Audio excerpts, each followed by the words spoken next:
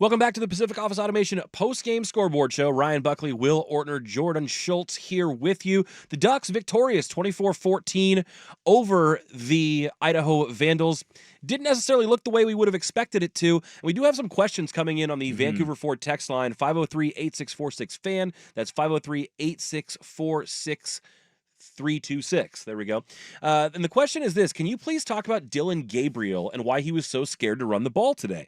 I counted 4 times where he could have easily picked up or could have picked up an easy 10 and slid. I feel like that would have kept the Idaho defense more honest. That's a great question. Will, what say you?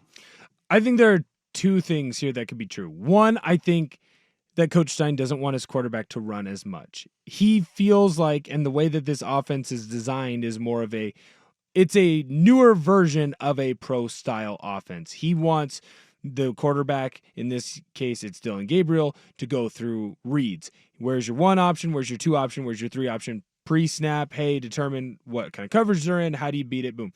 It looks like it's an air raid, but it really is more pro-style.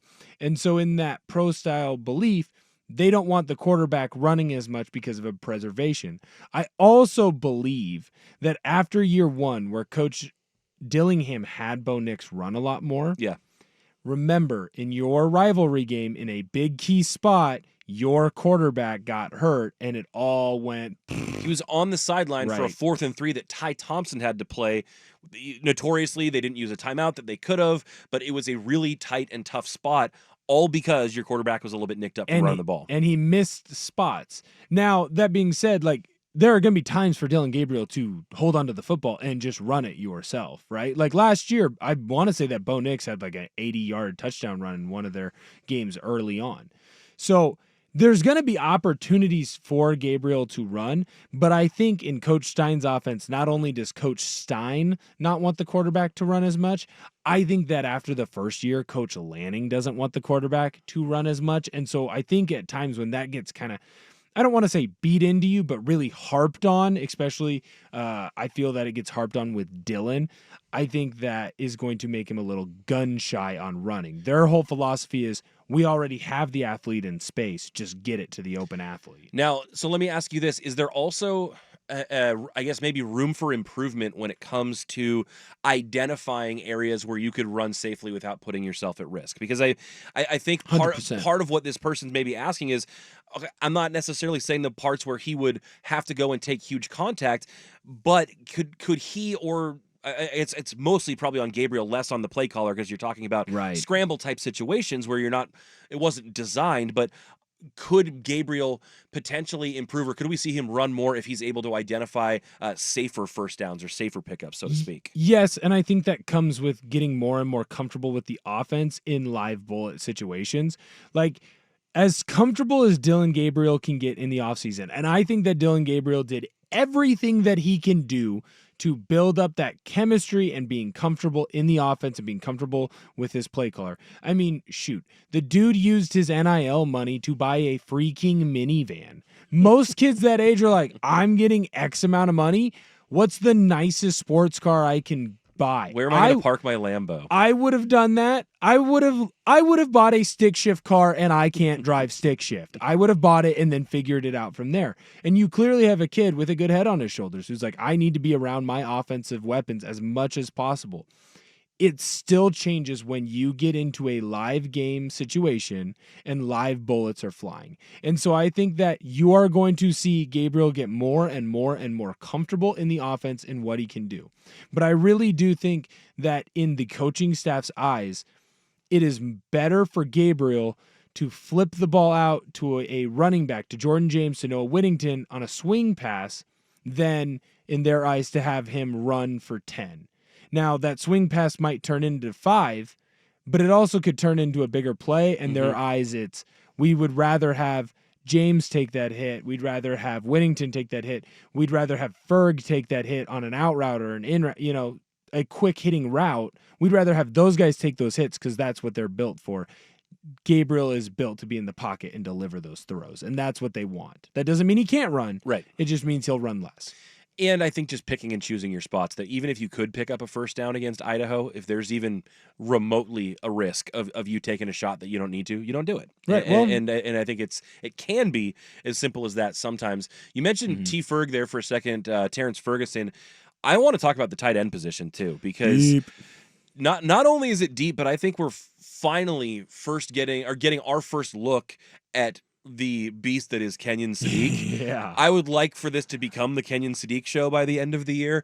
That guy looks like he has a physical skill set unlike anything we've seen at a skill position player for the Oregon Ducks in a really long time. Like, He's a freak. We've seen the way already that Will Stein wants to use him, and although the rushing attempts weren't successful, you heard them talking about the way they could use him, like a Brock Bowers. It looks like they're almost doing some Kyle Juszczyk type stuff like the Niners do, but with just a freak of an athlete. And then, of course, you still got Terrence Ferguson, who is pretty darn good last time I checked. I mean, I'm very fired up about what this core could be. Well, and then Herbert's no slouch either. I mean, he kind of falls into the blocking tight end role now. But he's a beast too, and he can surprise and contribute anytime in the pass catching game because most people are expecting him to block. What Sadiq allows them to do is go into 13 personnel, which for those of you who don't know, that just means that they have one running back and then 3 tight ends. That's what the personnel there stands for.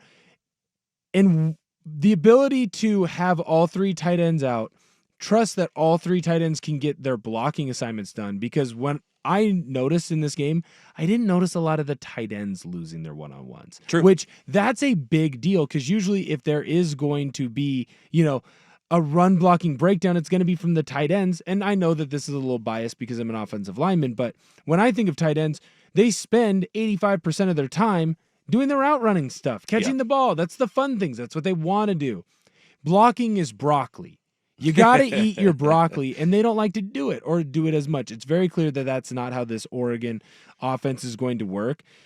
But the ability to hand the ball off on a fly sweep to Sadiq, the ability to use him as a fullback, and now he can be a run blocking fullback, or he can leak out into the pass game. And now it's Kenyon Sadiq on a linebacker. How does a linebacker cover Kenyon Sadiq? They don't. Oh, by the way, if you decide to waste a safety on him, that means that Terrence Ferguson is getting the linebacker now. How do you stop that 3-headed monster that you're going to have? Well, and the other thing we saw today, we saw them throw him out into the flat from the slot, and then it was a DB on the edge trying to take him down. Yep. Good luck. He's got 40, 50, 60 pounds on you. And there's no fat on him. Like, when his first little play happened and they go into a close-up of Kenyon Sadiq, I audibly went, whoa. Yeah, it was like that. And hopefully we could see that turn into even more production, because it was incredibly impressive just watching what I think is just a ton of untapped potential. I mean, I was excited thinking about all the things he could do. And it looks like, Will, you're checking out the Vancouver 4 text line one more time. Are you getting another follow-up from our question about Dylan Gabriel? Yeah, so the question here is, there were a couple of times where it wasn't a designed run. Basically, there was pocket pressure on him. He could have just ran it for 5, and he tried to do the off-balance throw. That can also be a little bit more of a situation where Gabriel is pressing.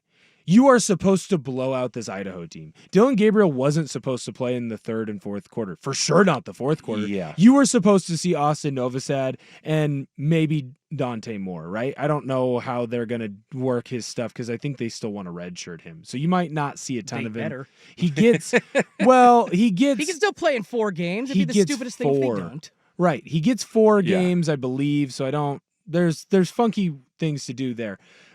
But what I believe in that situation there, it's Dylan Gabriel trying to make a play, or thinking he can make a play, a bigger play than him running. Hopefully, when you play Boise State, or as you go down the road, he realizes, hey, it's a better opponent. I need to just take what the defense is giving me and take the 5 yards here. So I think in those certain situations, that might have been more of a Dylan Gabriel, I need to make a big play because it's Idaho. I shouldn't still be playing this game right now. Yeah, that makes sense to me. Listen, I think that this is, for Dylan Gabriel, this is his first... I mean, do you remember Bo Nix? Obviously, I guess it was against Georgia. Not fair. But even Bo Nix's first couple games against the Patsies, the Cupcakes, it doesn't always look great right away. Everyone's trying to get the feel right now, and I think that's going to come. We will talk a little bit coming up about Boise State and what they might be offering, because they certainly look explosive. So they might be able to score if you can't, and need to see this Oregon offense turn it on a little bit.